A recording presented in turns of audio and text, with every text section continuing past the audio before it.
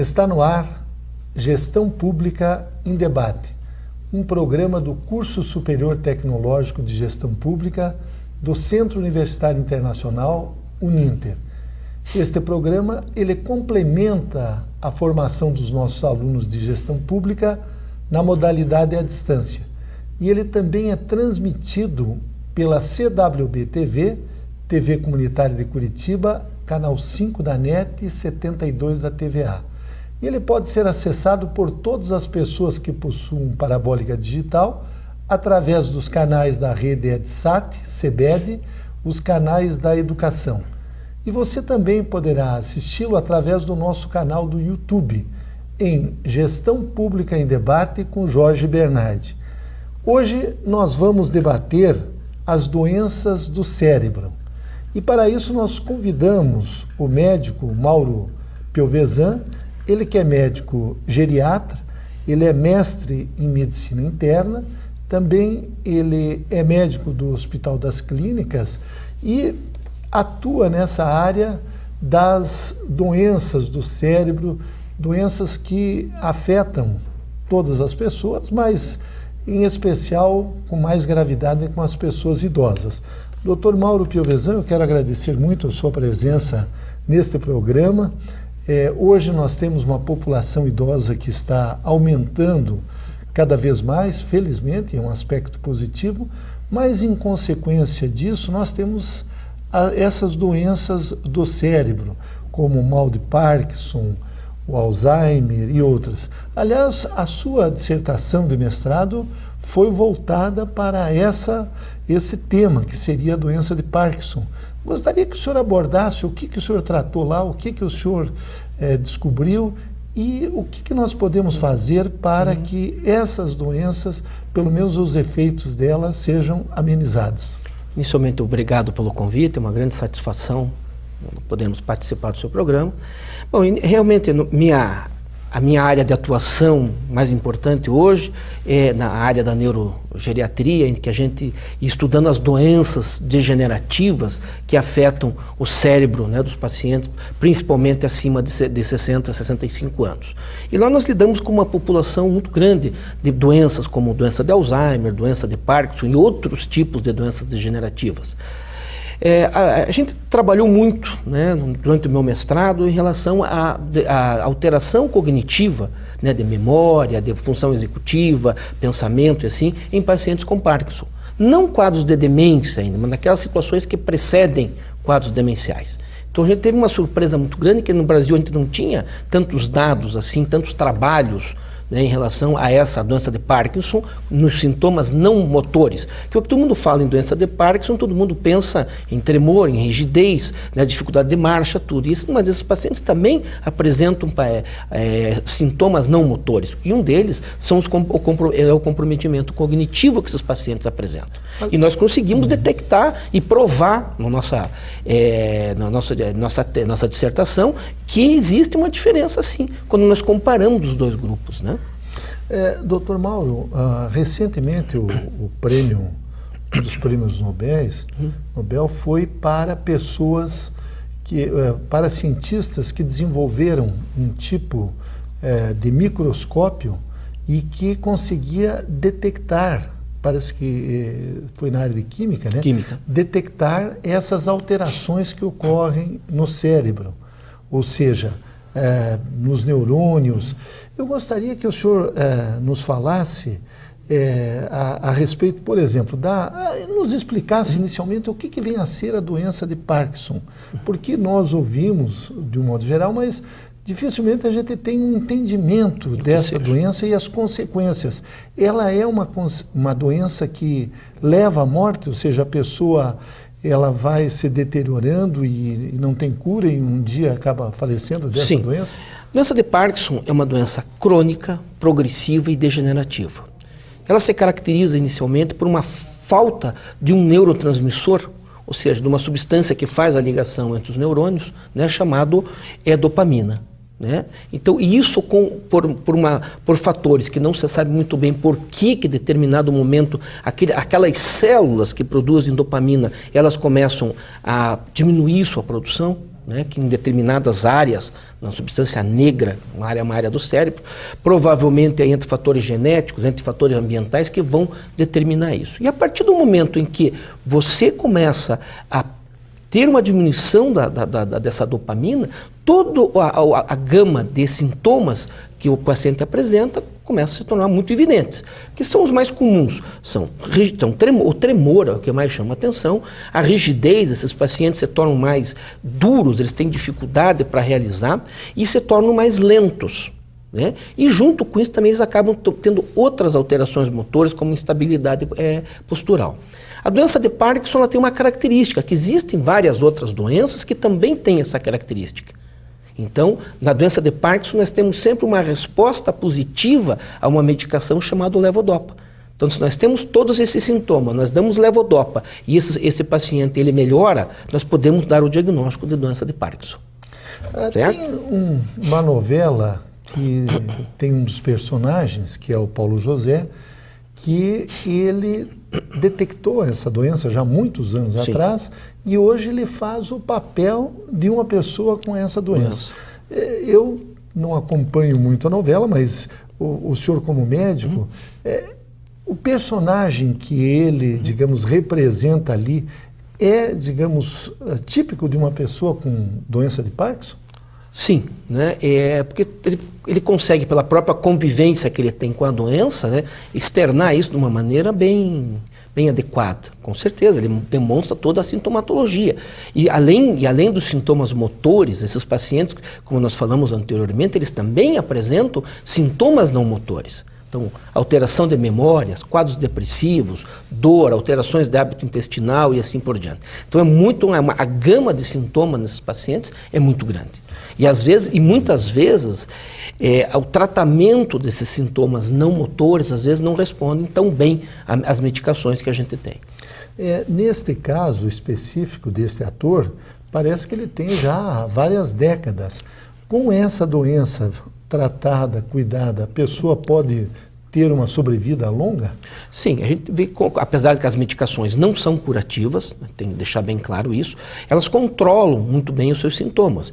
Lógico, as pessoas evoluem de maneiras diferentes da sua doença, mas a grande maioria dos pacientes vai se manter ativo, né, funcionalmente durante longos períodos. E a vida da pessoa? A pessoa pode levar uma vida quase normal? Digamos assim, ela pode escrever um texto, nesse caso ele está representando como ator. E se a pessoa tem outro tipo de atividade, uma atividade física, por exemplo, que precisa usar as mãos, os membros, como é que é o desempenho da pessoa com essa doença? Normalmente esses pacientes se mantêm estáveis funcionalmente durante um período bom da doença. Certo? Eles conseguem, mas aí tem outra situação. Depois de um determinado período, esses pacientes começam a ter uma série de dificuldades, né?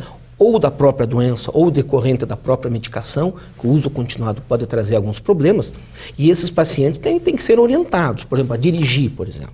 Então tem que ter um limite para tudo. Então, a orientação para esses pacientes, pelas dificuldades. Se um indivíduo que tem um tremor ou tem dificuldade para se movimentar, como é que ele vai poder dirigir? Não tem como. Então isso aí em certas fases, tem que aí ter a atuação do médico orientando o paciente, no sentido que ele não pode mais fazer determinadas atividades. Por exemplo, atividade física, ele pode se manter durante longos períodos, lógico, adaptado àquela situação em que ele se encontra. Agora, doutor Mauro, como é que a pessoa descobre que tem uma doença dessa? São os familiares que dizem, olha, eu estou percebendo que você não consegue escrever direito, está tremendo, ou por conta própria a pessoa pode achar que tem alguma coisa errada com ela? Eu acho que as duas situações a gente vê na prática do dia a dia, né? Normalmente são os familiares. Às vezes o paciente até passa desapercebido, que muitas vezes é um pequeno tremor que esse paciente tem, ele acaba não... Lógico, tem pacientes que têm um tremor maior, vai pegar uma xícara, ele vai derrubar, lógico que fica muito evidente. Mas quando são coisas muito sutis, muitas vezes é o familiar que acaba percebendo. Dizendo, você está derrubando, você pega, está tremendo demais, não percebe. Que uma característica da doença de Parkinson é o tremor de repouso. O que eu quero dizer com isso? Aquele paciente que ele está conversando com você, ele está tendo o tremor dele. Ele não se apercebe disso. A partir do momento que ele olha, ele para. tem uma característica que até serve para diferenciar de outros tipos de tremor, ou postural, ou de ação. Certo? Então, essa é uma característica importante. Mas muitas vezes é o familiar que detecta a situação. E aí a alternativa é procurar um médico especialista. Um especialista que mexa com essa área para que possa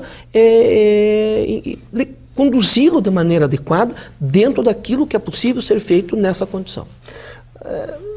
As políticas públicas, hoje nós temos o Sistema Único de Saúde, temos todo esse sistema que o Brasil todo oferece ao cidadão. Lá no posto de saúde, a pessoa que está apresentando esse tipo de comportamento, ou seja, ele apresenta essa doença, aquele médico ele já pode detectar e encaminhar sim. para um neurologista? Pode sim. Então, normalmente lá nos policlínicos nós temos esse fluxo. Esses pacientes são detectados no nível primário, num posto de saúde, e eles são encaminhados ao hospital de clínicas. Então nós temos ambulatórios, um ambulatório específico para distúrbios de movimento. Lá esses pacientes são avaliados e conforme ao diagnóstico, doença de Parkinson, que é o mais comum, esses pacientes existem as medicações, existem a nível de rede pública, então eles são sim. fornecidas a medicação para esses pacientes gratuitamente. Nós temos também o apoio da Associação Paranaense de Portadores da Doença de Parkinson, então eles têm lá, inclusive eles têm uma equipe multidisciplinar muito boa que dá todo um apoio para esse paciente também. E isso, digamos assim, é um medicamento de uso contínuo. Ou seja, sim. a pessoa vai ter que usar o restante da vida. Porque a partir do momento que ele para de tomar, os sintomas dele se exacerbam de uma maneira bem grande. Agora, doutor Mauro, uma outra questão é quando a pessoa começa a apresentar demência, ou seja, ele esquece facilmente. Além da doença de Parkinson, tem outras doenças que podem mexer com essa área. Né? A mais comum, como já foi citada, é a doença de Alzheimer. Sim. E vamos dizer assim, hoje, se nós pegarmos doença de Alzheimer junto com alterações vasculares, nós teríamos 80%, 90% conforme a estatística que demonstra isso. Então, isso é extremamente frequente, né? Então vamos discutir assim no prático, isso. no dia a dia. Nem todo esquecimento é doença de Alzheimer, que é certo. O que acaba preocupando as pessoas. Estou esquecendo, não é assim. Então nós precisamos ter, né, alguns critérios para você dar o diagnóstico da doença de Alzheimer. Sim. Então, se nós temos alteração de memória, uma alteração de memória recente, que isso é uma característica. O paciente ele lembra muito bem o passado, mas a informação recente ele acaba abolindo. A recente o senhor coloca de alguns minutos atrás, por exemplo? De algumas horas. O que você almoçou? Opa, não consigo me lembrar. Então ele não consegue. Alguém te telefonou, deixou um recado e você não consegue lembrar disso daí há poucas horas ou alguns minutos atrás. Então, essa é uma informação importante. Agora, esse esquecimento ele tem que ser suficiente para alterar as atividades de vida diária desse paciente. Certo? Não é qualquer esquecimento. A gente, na vida moderna, nós estamos sujeitos a vários tipos de estresse, e isso às vezes pode ser um fator. A gente está preocupado com muitas coisas e acaba esquecendo de algumas. Então isso é normal acontecer. Agora, se isso começa a se tornar uma regra e isso começa a comprometer atividades do dia a dia, esse é um paciente que merece ter toda uma investigação e, se for diagnosticado, começar a tratar. O senhor falou que Parkinson ainda não se tem, digamos, um diagnóstico preciso da origem Sim. dele. O senhor até falou que poderia ser uma doença hereditária. O Alzheimer é uma doença que já tem-se um diagnóstico da origem, é uma disfunção do corpo, ou também pode ser hereditária? Veja bem, a gente sabe que hoje não se sabe a etiologia da doença de Alzheimer, como não se sabe a de Parkinson, e de muitas doenças neurológicas que afetam o cérebro. Então, a ciência ainda caminha muito lento para a gente chegar nessa situação. Né? Então, você sabe que o fator genético pode estar envolvido, mas isso tem que ser muito bem explicado, porque, pegar pacientes com Alzheimer, por exemplo, a gente sabe que menos de 1% tem um determinante genético nesses pacientes. Então, a gente sabe que são aquelas famílias que têm vários elementos comprometidos. Por exemplo, são 5 irmãos, 3 têm a doença. Olha, ele teve mais 2 tios, o pai, e isso vai. Então, ele tem um fator genético importante, mas isso é menos de 1%. Só 1%? Menos de 1%. Porque você sabe que tem alguns genes que estão envolvidos nisso. Presenilina, proteína precursora, ApoE. Então, esses genes são muito bem estabelecidos na literatura. Mas veja, isso é como... Já tem uma charge, que a gente vai dar aula, que a gente sempre usa, é achar uma agulha no palheiro. Uma família, isso daqui. Os outros 99%, a gente sabe, são esporádicos. E aí o determinante genético é muito ruim. É muito extenso. Ou seja, você tem mais de 700 genes que podem estar envolvidos na formação da doença de Alzheimer. Então é muito difícil você estudar genética. Claro, qualquer doença tem algum determinante genético. É muito simples, se você tem um parente de 1º grau afetado, isso já aumenta a tua chance. Isso é genética. Isso vale para hipertensão, vale para diabetes, qualquer doença. Agora, doutor Mauro, mas então, pelo que o senhor está afirmando, qualquer pessoa pode sofrer de Alzheimer, pode sofrer de Parkinson? Pode, mesmo não tendo história na família. Então, às vezes, a pessoa, não, mas da minha família não teve ninguém. Isso não te exclui. Diminui o teu risco, mas não te exclui da possibilidade. Por exemplo, se a pessoa fuma, ela tem uma possibilidade de ter câncer no pulmão. Quais são as práticas que, digamos assim, que poderiam levar a essas doenças do cérebro que nós estamos abordando aqui? Os comportamentos sociais da pessoa. Então, veja, agora, há pouco tempo atrás saiu um trabalho muito grande, muito bem feito, muito bem conduzido, mostrando algo no nosso dia a dia, que se nós controlarmos certos fatores de risco cardiocirculatórios, nós poderíamos evitar 1/3 dos casos da doença de Alzheimer. E quando eu estou falando nisso, estou falando de atividade física, nível educacional, controle de hipertensão, diabetes e qualquer outra doença cardiocirculatória que possa interferir no cérebro. Então, você veja que nós estamos caminhando aí. Então, a gente sabe então que a gente pode ir implementando essas, por exemplo, não fumar. Tem um reflexo cardiocirculatório, mas também tem um reflexo a nível de saúde cerebral, né? Controle de níveis de glicose, em pacientes diabéticos, bons controles, evitar o excesso de peso, atividade física, isso se reflete numa boa saúde cerebral. E essa doença, vamos pegar o caso do Alzheimer, ela também tem digamos, o mesmo efeito do Parkinson? Ela não tem cura ou ela pode ser controlada e ser curada? Como o Parkinson, não existe cura, né? Atualmente as medicações que a gente usa são mais no sentido de alentecer, de segurar a evolução da doença. É essa a finalidade das medicações que a gente tem, como é no Parkinson, né? E tem uma estatística do número de pessoas que são afetadas por ano. Vamos pegar o exemplo aqui do Brasil, já que temos alunos em todo o Brasil. Sim. E o nosso programa vai para todo o território nacional. Bom, nós sabemos que no mundo hoje existem 44 milhões de pacientes diagnosticados com demência. 44 milhões com demência, todas. Se a gente tem uma doença que 80%, ou seja, a grande maioria vai cair nesse diagnóstico da doença de Alzheimer. No Brasil nós não temos dados assim, fidedignos que nós pudéssemos utilizar. Você fala em 1 milhão, 1,5 milhão de pacientes, mas não existe nada assim bem específico como a gente tem a nível de mundo. Agora, o que nós observamos é que as pessoas de uma idade mais avançada têm mais probabilidade de apresentar essa doença. Ela podemos afirmar, essas doenças são da terceira idade ou pode atingir pessoas mais jovens? Sim, também? A gente sabe que idade é um fator de risco. Então, idade. Então, quanto mais tempo nós vivemos, maior é o nosso risco de desenvolver doença de Alzheimer. Não que necessariamente a gente vá ter. Mas também tem que lembrar que pacientes mais jovens, abaixo dos 60 anos, também podem ser afetados. Então, você vê, tem relatos na literatura, que aí entra o fator genético, pacientes jovens, 30 anos, já com o quadro da doença de Alzheimer. Então, não é exclusivo. A gente sabe que a maioria vão cair acima dos 60 anos com esse diagnóstico. Mas existem pacientes mais jovens afetados. Dessas duas doenças? Sim.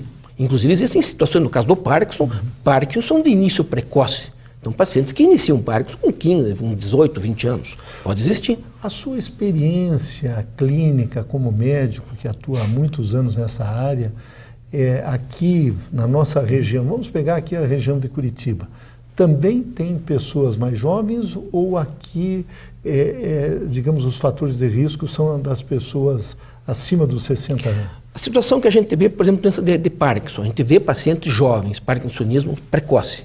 Você vê no hospital de clínicas, a gente vê no ambulatório de distúrbio de movimento vários pacientes jovens, 25, 30 anos, já com o diagnóstico de alguns anos.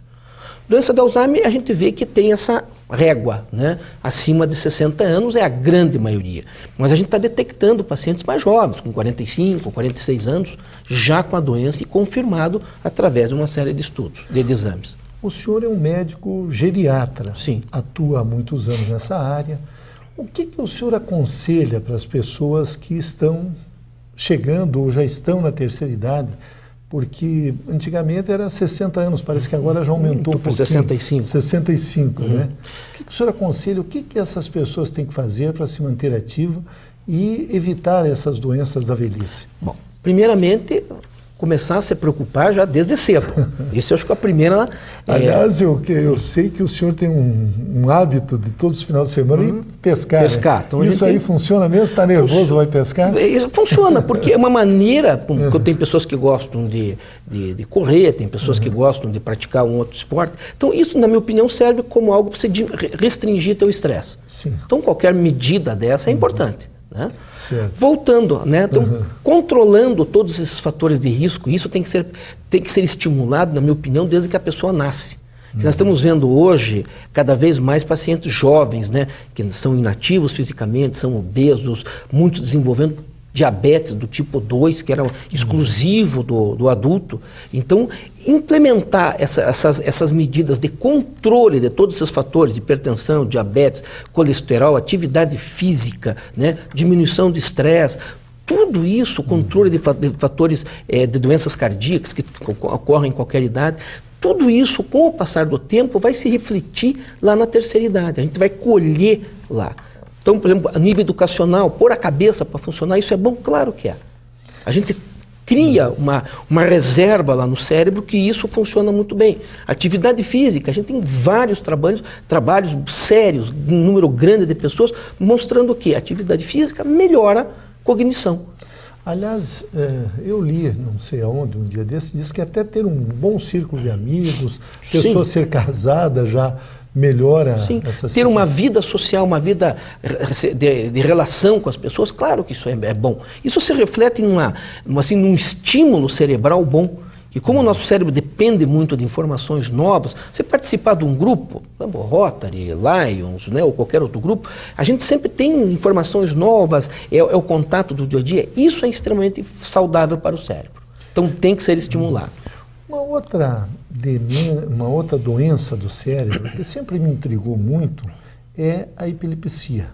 O senhor é médico dessas doenças do cérebro, geriatra, o que a gente pode falar a respeito da epilepsia? Bom, a epilepsia é uma doença extremamente frequente e ela tem 2 picos de incidência. Uma na criança e outro no idoso. Então nós temos uma população idosa grande que pode desenvolver quadro de epilepsia. Então também é uma situação muito frequente. Lógico, então, o problema maior da epilepsia são as crises, em que as pessoas, lógico, existem vários tipos de crise, mas normalmente que desmaiam, se batem, tudo isso, e necessitam de tratamento esse a longo prazo. Né? Mas é uma situação frequente no nosso meio. Né? E a gente, estudando a história, parece que o Júlio César era epilético, o próprio Napoleão também, eu li alguma coisa. E, o fato, digamos assim, da pessoa ter uma epilepsia, isso pode fazer com que ela tenha se transforme em alguma pessoa assim que tenha uma projeção social, ou esses casos são casos raros de pessoas epiléticas? A gente nota hoje aqueles pacientes epiléticos, a grande maioria, lógico, você vai ter um grupo de pacientes epiléticos que são de difícil controle. É muito difícil, às vezes com medicamento, às vezes tem que fazer cirurgia, usar uma série de equipamentos para tentar controlar. Mas a grande maioria dos pacientes que são epiléticos, que se cuidam, que tomam corretamente sua medicação, eles conseguem ter uma vida normal. Não é? E podem dirigir, podem fazer algumas Existe muita atividades. Controvérsia, mas em termos de direção, né? Mas naqueles pacientes que estão com controle bom há muito tempo, sem problema nenhum. Nós estamos entrevistando o Dr. Mauro Piovesan e o tema são as doenças do cérebro. Eu já fiz essa pergunta, mas eu gostaria de reiterar aqui com o senhor.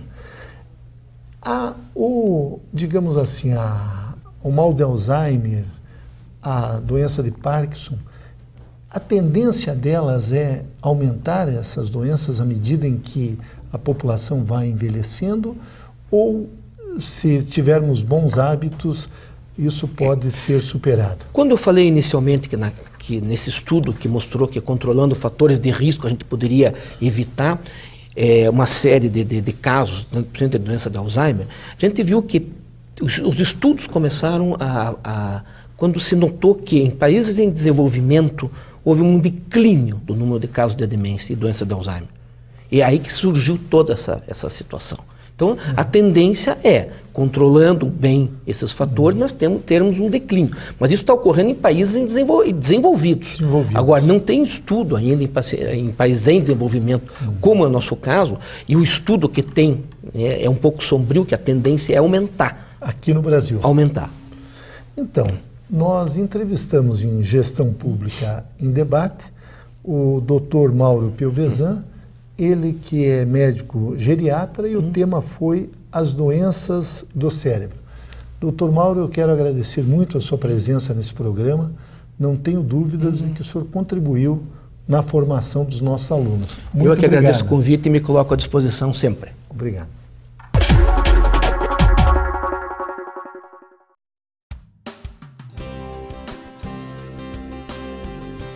Você vai conhecer agora uma experiência educacional inovadora e revolucionária que abre uma nova perspectiva de oportunidades na construção de um novo paradigma educacional pós-moderno.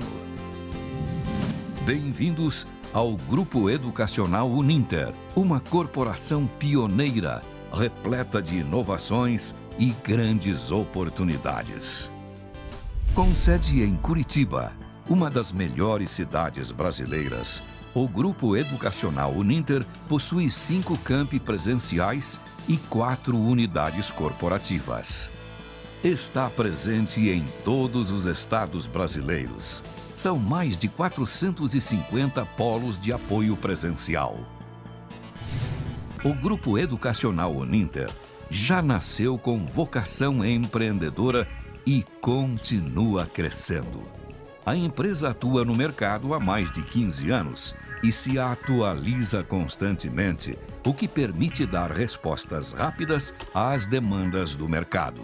Um grupo jovem e arrojado e tem realizado investimentos tecnológicos consideráveis, além de se dedicar sem limites na oferta de soluções inovadoras em educação para o Brasil e o mundo. Proporciona excelência em atendimento aos mais de 150 mil estudantes matriculados, muito além dos padrões educacionais de qualidade propostos. Assim, gradualmente, o Grupo Educacional Uninter transformou-se em uma marca de qualidade na prestação de serviços educacionais. Grupo Educacional Uninter. Soluções inovadoras em educação.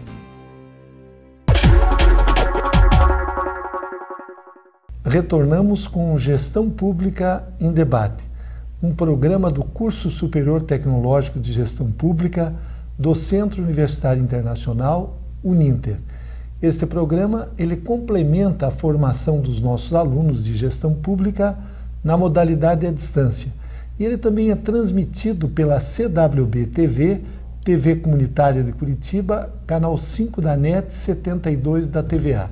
E ele pode ser acessado por todas as pessoas que possuem parabólica digital através dos canais da Rede EdSat, CBED, os canais da educação.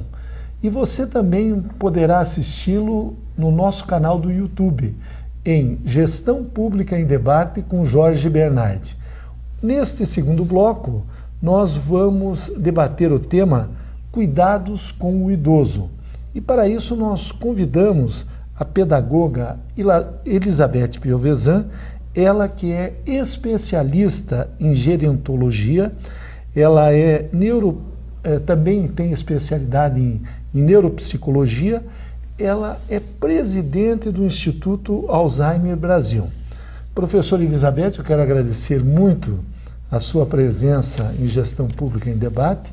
Obrigada. A senhora que está fazendo já há alguns anos um trabalho muito importante nesta área das pessoas idosas, principalmente as que possuem o mal de Alzheimer. E eu gostaria que inicialmente a senhora nos situasse como é que surgiu essa ideia, esse conceito de se criar um instituto aqui em Curitiba e que recentemente fez um evento que chamou muito a atenção da cidade, reuniu especialistas e tinha lá um enorme número de pessoas participando, porque hoje, com o envelhecimento da população, as pessoas estão cada vez mais se preocupando com as doenças do idoso, com o tratamento com as pessoas idosas. Felizmente, todos nós temos na família 1 ou 2 idosos. Então, eu gostaria que a senhora nos situasse como é que surgiu essa ideia de ter esse Instituto Alzheimer Brasil e o que ele se propõe a fazer. Primeiramente, eu gostaria de agradecer o convite, Jorge, muito obrigada. São momentos assim importantes também para a causa e para as pessoas também poderem, né, conhecer um pouquinho mais tanto do nosso serviço quanto também da questão da doença de Alzheimer em si. Bom, a ideia de criar o Instituto Alzheimer Brasil já vem de longa data. A gente, como profissional na área, sabe das necessidades, da situação que está no momento e que vai ficar daqui a alguns anos, porque a população está envelhecendo e cada vez mais as pessoas estão vivendo mais. Então é um volume muito grande de pessoas idosas e com poucas políticas públicas. Então a gente sabe dessa necessidade, sabe que as pessoas precisam de informação.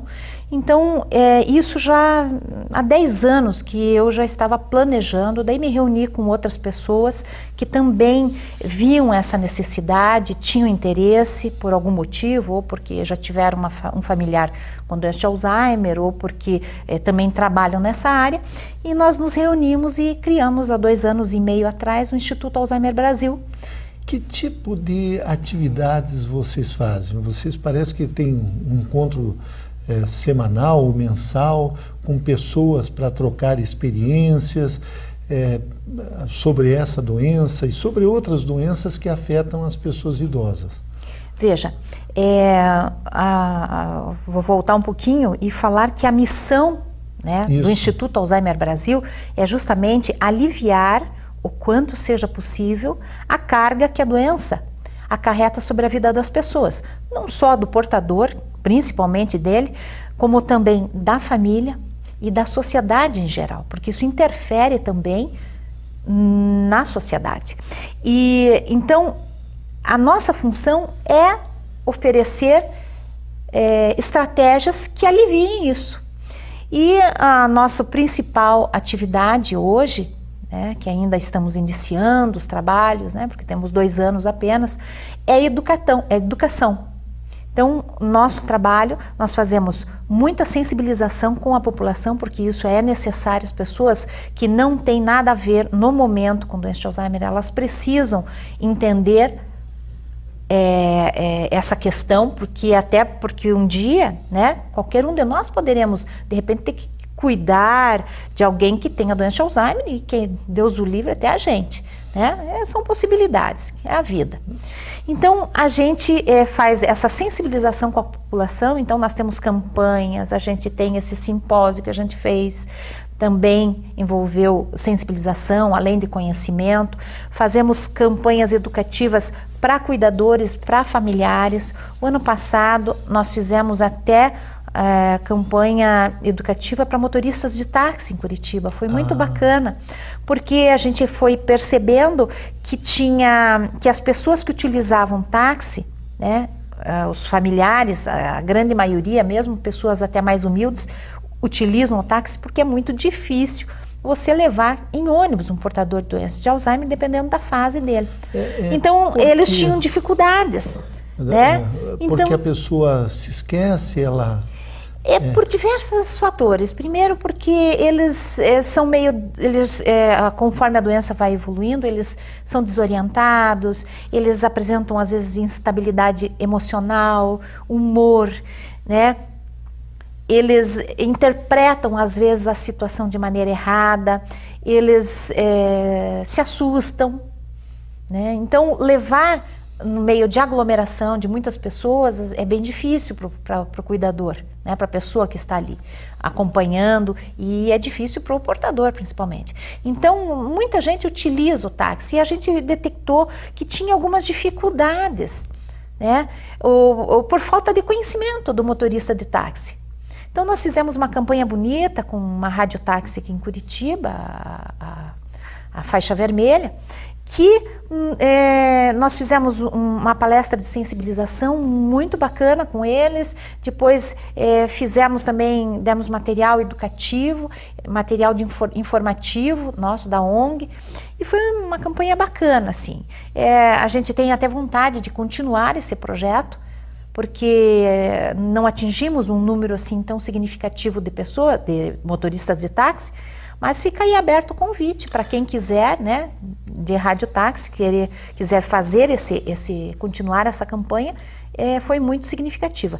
Nós temos uma outra campanha também que chama-se Dedinho de Prosa nas escolas. É uma campanha muito singela, onde a gente também trabalha a questão da doença de Alzheimer e da maneira como o jovem pode contribuir na sua família quando ele tiver um caso desses. E tem toda uma estratégia de abordagem muito bonitinha, né? E que os alunos e as famílias gostam muito. Então essa chama-se Dedinho de Prosa. Nós temos campanhas também agora, Dia Mundial de Conscientização da Doença de Alzheimer, que foi 21 de setembro. Nós fizemos na Boca Maldita, todo ano nós fazemos uma campanha de sensibilização com a população, informando, orientando, conversando, ouvindo, né, as suas necessidades. Foi muito bacana. Nós fizemos agora esse simpósio do cérebro, que foi para leigo, neurociência para leigos. Foi um evento assim, tivemos muito pouco tempo para organizar, mas saiu muito bem feito e as pessoas aceitaram muito bem. Né? A gente trouxe a população, não trouxemos somente pessoas envolvidas com doença de Alzheimer. Não, o que a gente queria eram pessoas comuns que viessem ouvir sobre prevenção, cuidado, sobre doença também, que precisam conhecer os sinais. Né? Os sinais são importantes, que todo mundo tenha um olhar assim preventivo de quando perceber algum desses, né, desses sintomas, ser multiplicador e levar o conhecimento para a família que está envolvida, dizer, olha, tem que procurar um médico, que tal você procurar o Instituto Alzheimer Brasil, ir lá se informar, ver o que dá para fazer, né, para melhorar a qualidade de vida quando tem alguém em casa, porque tem muita coisa que dá para fazer. Agora, sabe? Doutora Elizabeth, a senhora falou dos sinais. Como é que a gente percebe esses sinais? Quando a pessoa pergunta várias vezes a mesma coisa, é um sinal de que ela está esquecendo? E coisas que ela sabia, ela pergunta novamente. Por exemplo, a pessoa conhece a vida, é um familiar, e ele pergunta várias vezes a mesma coisa, e você responde, e ele continua perguntando algum tempo depois. Isso é um sinal? Este é um sinal de que ele esqueceu que ele já falou aquilo. Né? Então, são vários sinais. O sinal mais importante é com relação à memória, e memória recente, aquela que aconteceu há pouco tempo atrás. Então, este sinal deve ser investigado. Não só o déficit de memória, mas ele pode apresentar também alterações de comportamento. Ele pode ter instabilidade de humor, ele vai do riso ao choro de um momento para o outro sem um motivo aparente. Pode ser sinal. Ele pode ter também dificuldade de planejar a vida. julgar as coisas. Então ele olha às vezes desconfiado para a pessoa, né? Ele acha que estão querendo roubar ou roubar alguma coisa. São sinais que às vezes ofendem a família, né? E as pessoas que estão ao redor, porque elas não entendem. Eles dizem, mas como? Ele está achando que eu roubei aquilo dele ou da casa dele? É altamente agressivo isso para quem, né? Mas pode ser um sinal muito importante, porque se a pessoa não tinha comportamentos assim antes e agora está tendo, porque tem coisa errada. Então tem que observar mais, né? Um outro sinal também importante é que ela gostava de fazer certas coisas e agora ela já abandonou, não gosta mais. Por exemplo, atividade social. Ela gostava de se relacionar, ela tinha o grupo de chá da tarde, uma vez na semana, uma vez ao mês, e ela de repente começa a se afastar. Possivelmente porque ela sente que ela não está interagindo bem com aquele grupo, que ela não compreende muito bem o que falam. São sinais importantes. Pessoas que às vezes trocam o dia pela noite, querem fazer coisas de madrugada, isso pode ser um sinal também? Sim, são sinais, são sintomas comportamentais aí. Ele fica desorientado quanto ao dia, à noite, desorientado no tempo e no espaço também. Ele sai para procurar um endereço, para ir na casa de alguém que ele não costuma ir com muita frequência, e ele se perde, desce em pontos totalmente diferentes de onde ele deveria ter descido, né? Então são comportamentos assim que dão sinais de que ele está desorientado. Por exemplo, hoje, digamos que hoje fosse segunda-feira, então o final de semana tem toda uma rotina diferente, né? As pessoas não trabalham, a família geralmente se reúne, os passeios saem para passear, então tem uma rotina diferente. Se ele esquece que hoje é segunda-feira, é preocupante, porque vem justamente de um final de semana que é marcante, né? Na quarta, na quinta, às vezes acontece até da gente ficar assim e dizer, hoje é terça, qual é a quarta ou a quinta? Mas quando é com frequência isso, aí é preocupante, né? A senhora falou do cuidador do idoso, ou seja, daquela pessoa que cuida. Hoje já tem cursos que até órgãos governamentais acabam oferecendo esses cursos. O que precisa um cuidador de idoso e que tem uma doença dessa, como por exemplo o Alzheimer? Quais são as características, quais os cuidados que ele deve ter com essa pessoa?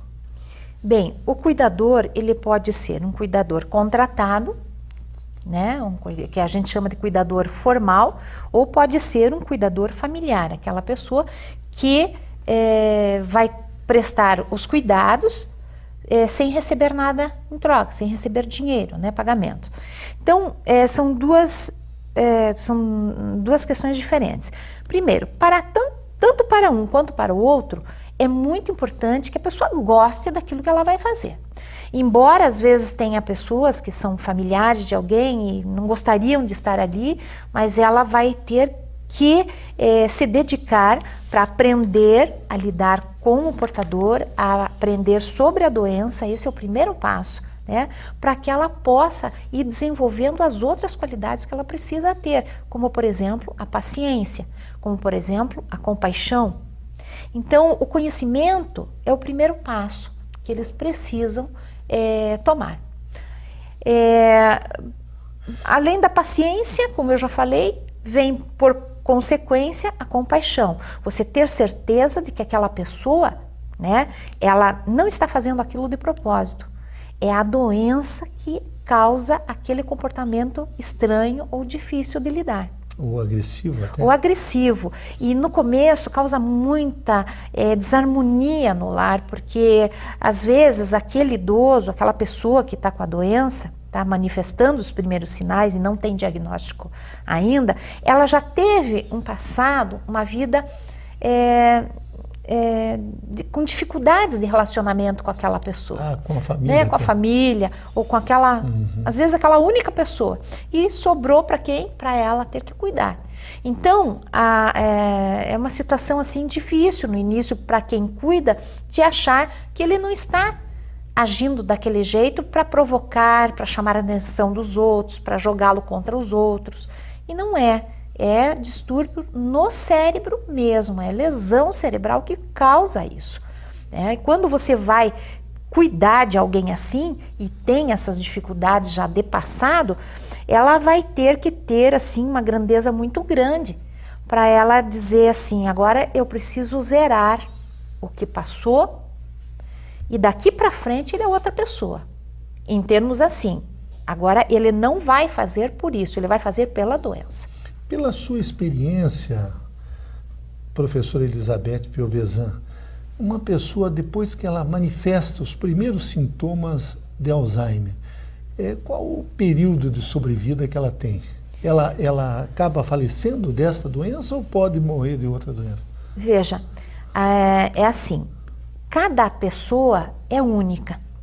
Então vai depender de diversos fatores. Os fatores, primeiro, as condições de saúde dela, né? Que ela tem, os problemas de saúde que ela tem, vai interferir nisso. O ambiente em que ela vive vai interferir nisso. As condições de cuidado, quem vai cuidar dessa pessoa também vai interferir nisso. Então, é bastante relativo isso, o tempo de vida. Mas, em média, é de 8 a 12 anos. Mas nós conhecemos aí muitos casos de pessoas que vivem até 20, 22 anos, eu já conheço pessoas. Com Alzheimer. Com doença de Alzheimer, que foram tratadas por 22 anos. Não é tão comum, mas são aqueles casos assim de que a pessoa tinha uma vida até saudável, né, tinha uma saúde boa e que, de certa forma, teve um cuidador muito atento. Porque quando você a pessoa tem doença de Alzheimer, ela fica muito predisposta a algumas complicações, como por exemplo infecções. Infecção de pulmão, né, e de urinária. Então, isso aqui complica e geralmente e pode levar a óbito, se não tomar as medidas necessárias e com rapidez. Então, a doença de Alzheimer, antes diziam que a doença de Alzheimer não matava. Ela mata, sim, mas porque ela te predispõe àquelas fragilidades ali, né? Aquelas complicações. Digamos assim, a deterioração do cérebro da pessoa é progressiva. Ela vai aumentando gradativamente, vai aumentando, digamos, o tempo que ela esquece das coisas, esses comportamentos estranhos também vão se acentuando. É isso que efetivamente ocorre? Veja, a doença é progressiva, né? Ela tem início com a medicação, se ela for diagnosticada precocemente, né, bem cedo, se o organismo dela se adaptar à medicação, ela consegue ainda, digamos assim, segurar um pouquinho mais a evolução da doença. Não é com todo mundo assim. Porém, ela consegue viver um pouquinho mais ativa, vamos dizer assim, por um pouco mais de tempo. Mas ela evolui. Infelizmente, a doença evolui. Então, essas pessoas que têm doença de Alzheimer, elas tendem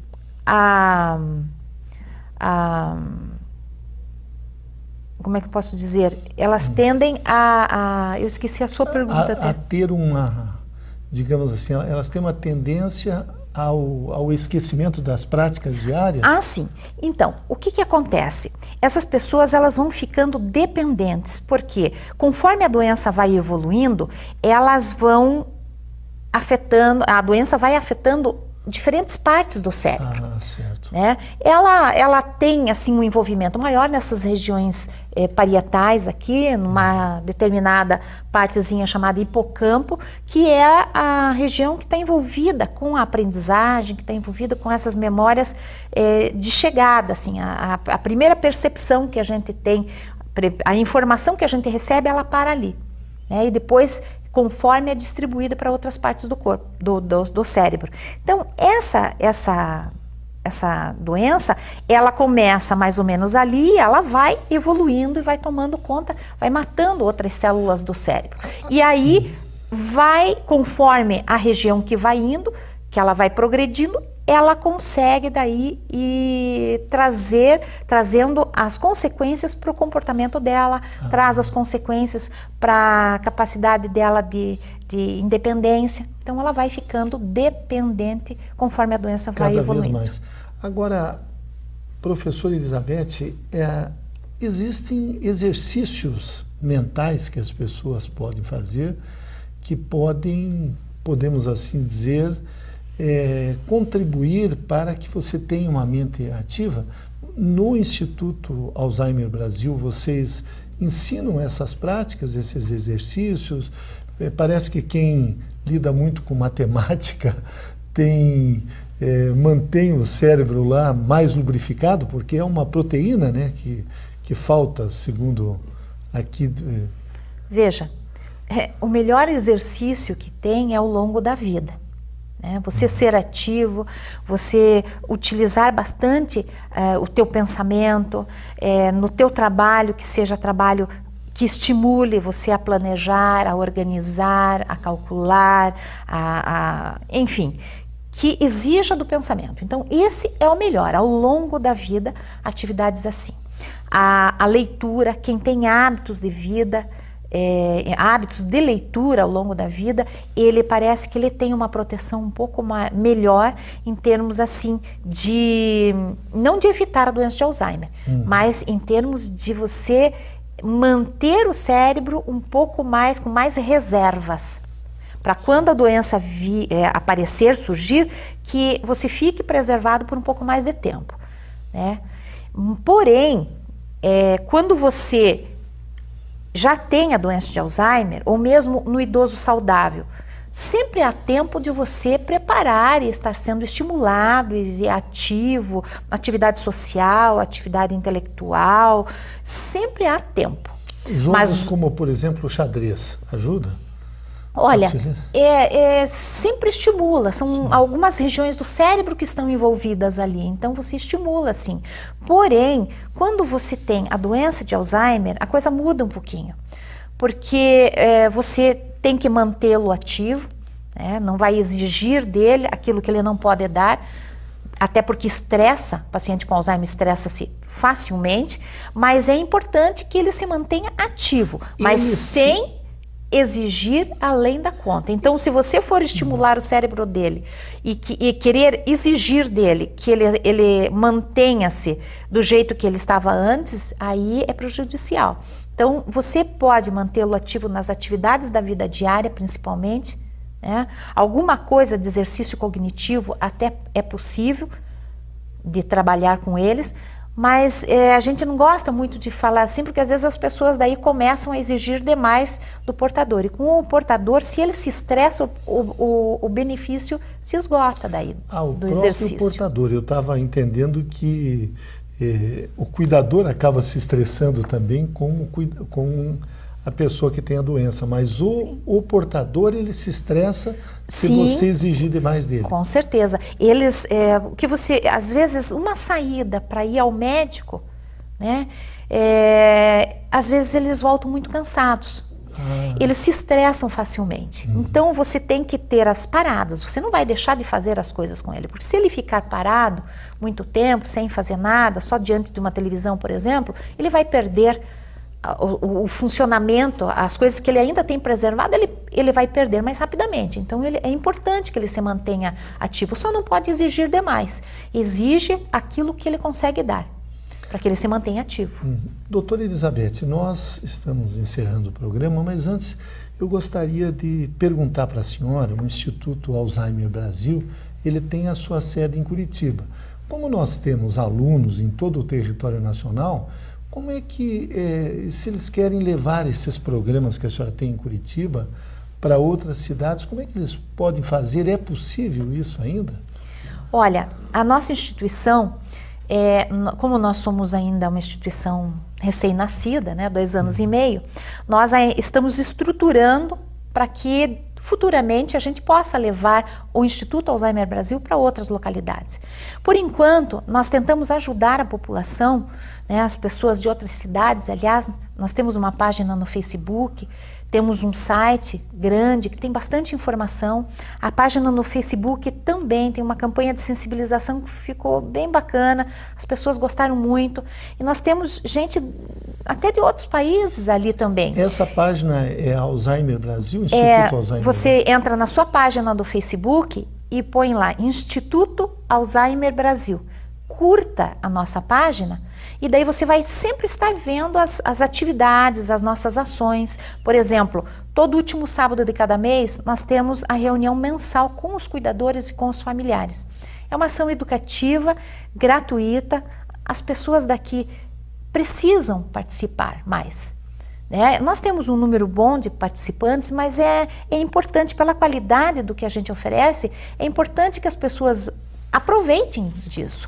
Então, as pessoas chegam, a gente recepciona os cuidadores com café da manhã, depois tem uma palestra com um profissional e depois tem o bate-papo, né, que é a troca de experiências, que é rico para eles, porque é ali que eles podem falar, contar, é ali que eles vão se tocar e dizer assim, puxa, é assim com os outros também.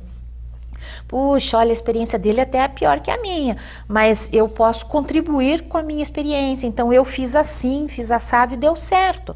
Então é uma troca muito rica. Isso acontece todo último sábado de cada mês, das 9h30 até as 12 horas.